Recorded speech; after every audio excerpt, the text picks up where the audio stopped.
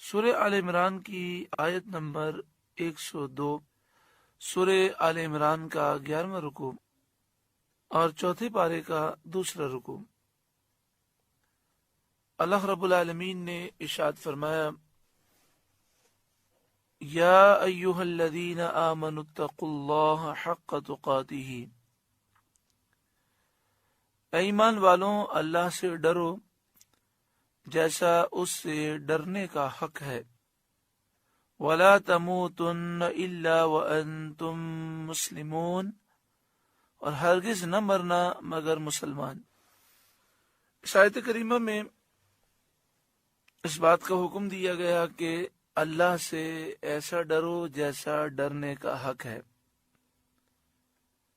اور دوسرا یہ حکم دیا گیا کہ ایمان کی حفاظت کرو، ایمان پر ثابت قدم رہو، جب دنیا سے جاؤ تو ایمان سلامت لے کر جاؤ۔ نبی اکرم صلی اللہ علیہ وآلہ وسلم جب نکاح کا خطبہ ارشاد فرماتے تو اس خطبے میں 4 آیتوں کی تلاوت فرماتے۔ آج بھی اکثر مقام پر جب نکاح ہوتا ہے تو خطبے میں 4 آیتیں پڑھی جاتی ہیں۔ ان 4 آیتوں میں یہ ایک آیت ہے جو نبی اکرم صلی اللہ علیہ وآلہ وسلم نکاح کے خطبے میں آپ تلاوت فرماتے۔ بعض لوگ یہ سمجھتے ہیں کہ یہ آیت منسوخ ہے، اور اس کی وجہ وہ یہ بیان کرتے ہیں کہ اللہ سے ڈرنے کا جو حق ہے ایسا ڈرنا کسی کے لیے ممکن ہی نہیں ہے۔ لیکن حضرت عبداللہ بن عباس رضی اللہ تعالی عنہما فرماتے ہیں کہ یہ آیت منسوخ نہیں ہے، بلکہ فاتقوا اللہ ما استطعتم اس کی تفسیر ہے،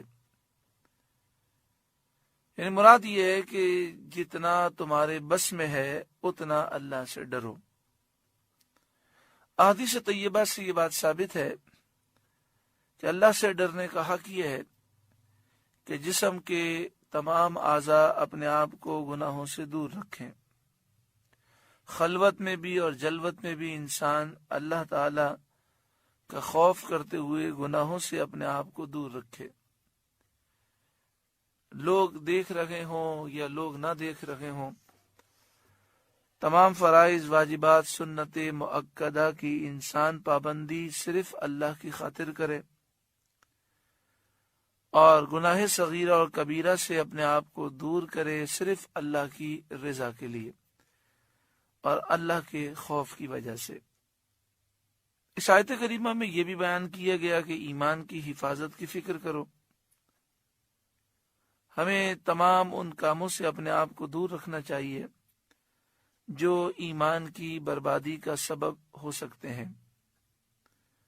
بسا اوقات گناہ کرنے سے ایمان کمزور ہو جاتا ہے، اور پھر بسا اوقات ایمان ضائع ہو جاتا ہے۔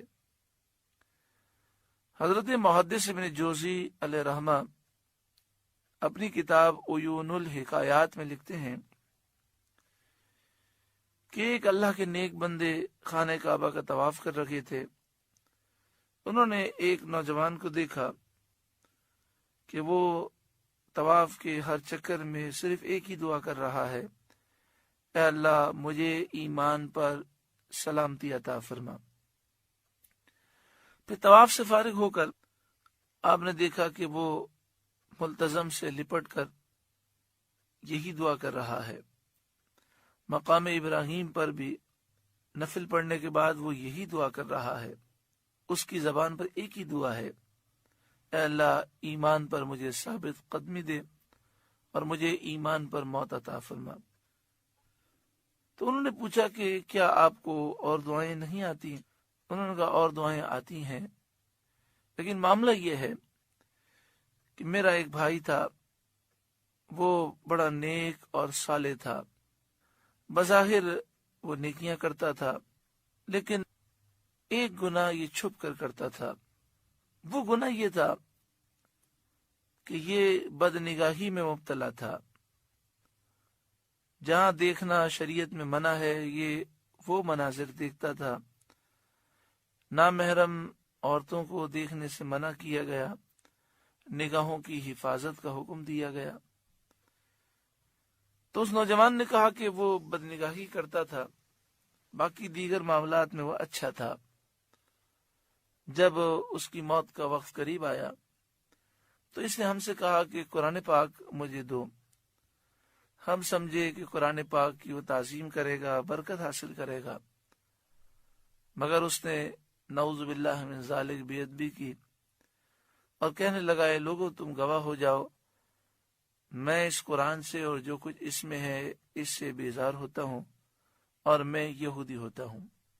ہم سب بڑے پریشان ہوئے، اس کو بہت سمجھایا لیکن یہ ماننے کے لیے تیار نہ ہوا، یہاں تک کہ اس کا خاتمہ ہوا اور وہ یہودی ہو کر مرا۔ پھر میرا دوسرا بھائی، وہ بھی بظاہر نیک تھا لیکن اسے بھی یہی مرض تھا کہ وہ نگاہوں کی حفاظت نہیں کرتا تھا۔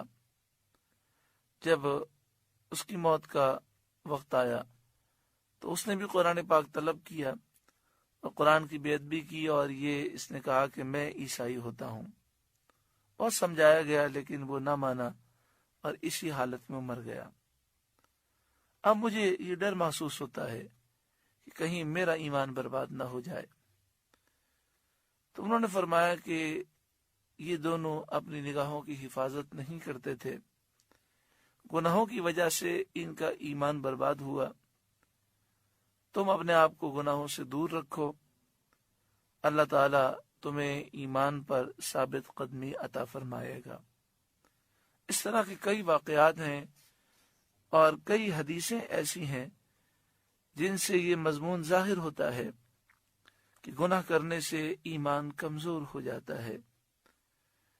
شیطان موت کے وقت ایمان برباد کرنے کی کوشش کرتا ہے۔